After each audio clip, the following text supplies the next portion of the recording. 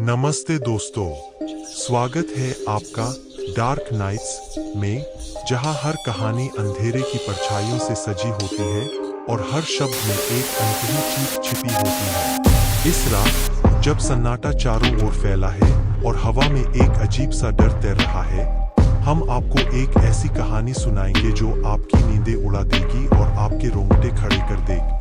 तो तैयार हो जाइए, क्योंकि यह सफर डर और रहस्य से भरा हुआ है। अंधेरा गहराता जा रहा है और अब भागने का कोई रास्ता नहीं बचा। खौफ की दहलीज।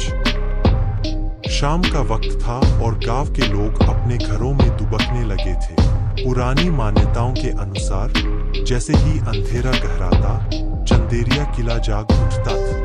किला गांव से दूर एक पहाड़ी पर स्थित था, जिसे अब तक किसी ने पार नहीं किया था, सिवाय उन लोगों के जिनकी वापसी कभी नहीं हुई। उस किले के बारे में कहा जाता था कि वहां आत्माएं कैद है, जो हर अमावस्या की रात अपनी घुटी हुई चीखों से हवा में जहर घोल देती है।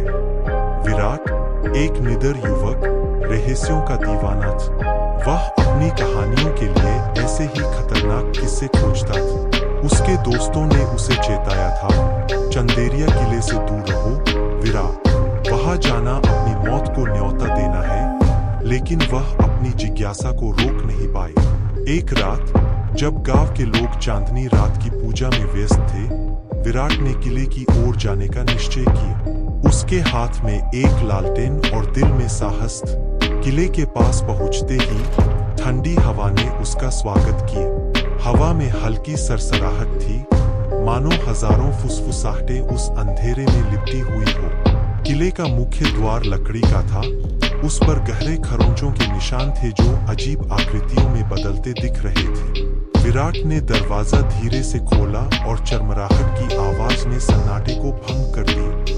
भीतर का अंधेरा मानो उसे निगलने के लिए तैयार था। जैसे ही वह अंदर कदम रखा, ठंडी सीलन और सड़न की गंध ने उसकी सांसें रोक दी। दीवारों पर लगी पेंटिंग्स के चेहरे असली लगने लगे, उनकी आंखें उसकी हर हरकत का पीछा कर रही थी। विराट ने देखा कि एक पेंटिंग में एक राजकुमारी थी, जिसके चेहरे पर गहरी उदासी और उसकी आंखों से आंसुओं की धाराएं बहती हुई लग रही थी। तभी अचानक वह पेंटिंग हिल गई। राजकुमारी की आंखों ने विराट से सीधे संपर्क बनाया और उसके होंठ हिले, भागो जब तक समय है। विराट का दिल तेजी से धड़कने लगा। उसकी लालटेन की रोशनी टिमटिमाने लगी और हॉल के चारों ओर हल्की परछाइयां नाचने लगी। कमरे में एक ठंडी हवा चली और किसी ने उसके कान में फुसफुसाया, तुमने हमारी नींद क्यों तोड़ी? विराट ने पीछे मुड़कर देखा, पर वहां कोई नहीं था। अचानक फर्श पर भारी कदमों की आवाज गूंजने लगी। वह धीरे धीरे पीछे हटने लगा, लेकिन उसके पैर फर्श से चिपके हुए महसूस हुए। एक लंबी परछाई हॉल के दूसरे छोर से उसकी ओर बढ़ रही थी। उसकी चाल धीमी थी, पर उसके चेहरे की झलक भर से विराट की रीढ़ में सिहरन दौड़ गई। उसकी आंखें सूनी थीं और होठों पर एक भयावह मुस्कान। विराट ने अपने गले में जकड़न महसूस की और हांफते हुए सांस लेने की कोशिश की। दीवारों से अब कराहने और हंसने की आवाजें आने लगी। हवा में अचानक एक चीख गूंजी, जिसने विराट की घबराहट को चरम पर पहुंचा दिया। उसने दरवाजे की ओर दौड़ लगाई, लेकिन दरवाजा अपने आप बंद हो चुका था। कमरे की दीवारें अब पास आ रही थीं और हॉल में लगे सभी चित्रों के चेहरे उसे चीखते हुए देख रहे थे। एक हाथ ने अचानक उसकी गर्दन पर जोर से पकड़ बना। वह अजीब सी आवाज में बुदबुदा रहा था, अब तुम हमारे बीच हो।